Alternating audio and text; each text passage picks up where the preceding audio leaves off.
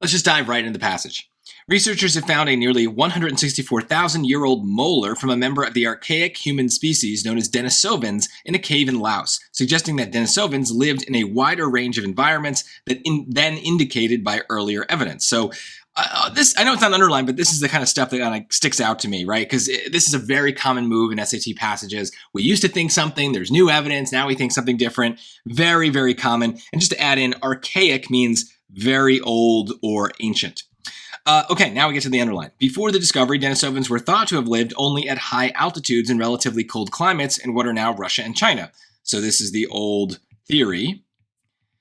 But the discovery of the tooth in Laos suggests that they may have lived at low altitudes in relatively warm climates in Southeast Asia as well. So I can kind of already sense what the purpose of this underlined portion is, but I'm not going to go too crazy coming up with a dumb summary. I've got one that I kind of like here already, and let's let the choices tell me what to care about, and then we'll see if anything kind of matches that. A, it dismisses as untrue the research presented in the previous sentence. No, the research about the molar is like everything. That's not saying that it's untrue. The molar is saying that this theory is untrue. So this has got it backwards, right? So this is kind of like an order of operations thing. The research is not untrue. This theory that we used to think is untrue. B, it defines a term, does it, used in the description that follows in the rest of the sentence. Well, what's the term, right? So this is a great example of turn the choice into a question. If you can't answer the question, not a good sign. So what's the term? They're defining what a Denisovan is, I guess, but we did kind of define them earlier, right? The Denisovans are a very archaic human species. So I don't think it's defining a term. So let's just get rid of that. C, it emphasizes the main goal of the research introduced in the previous sentence. No, because the main goal would just be to learn more, I guess. I don't know what it would even be. So we could turn that choice into a question. What is the main goal? And we would have to look at the underlined portion to answer that. This is the old theory. So again, it's just not a main goal. Let's look at D. Hopefully this matches. It provides context that clarifies the significance of the information that follows in the rest of the sentence. So notice, I had a 2-word dumb summary. That was, I think, pretty good, pretty descriptive of what's going on here. But even those 2 words are more detailed than this answer choice that ends up being right.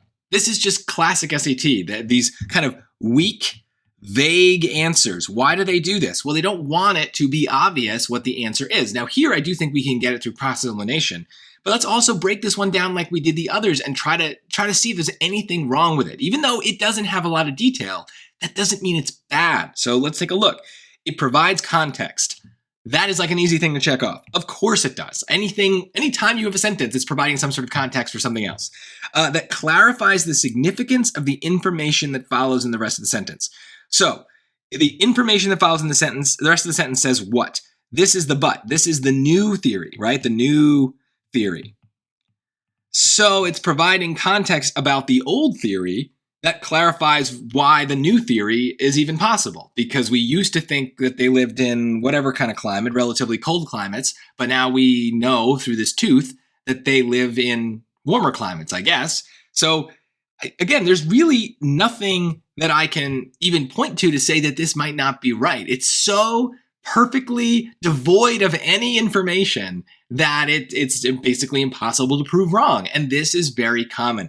And if this still bothers you, this kind of answer, you are not ready for the SAT. This is how it works. A lot of times, the right answers are very vague, lack detail, they're non-specific, and it's because they don't want it to stand out as being right.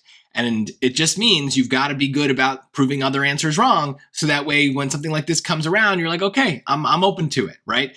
So make sure you're looking for strong words in the other choices. You're not just going by feeling about what feels right, because a choice like D is never going to feel right. It doesn't feel like anything, so it won't feel right or wrong. You've just got to be able to analyze each individual choice, and it's okay sometimes to get the right answer by proving the wrong answers wrong.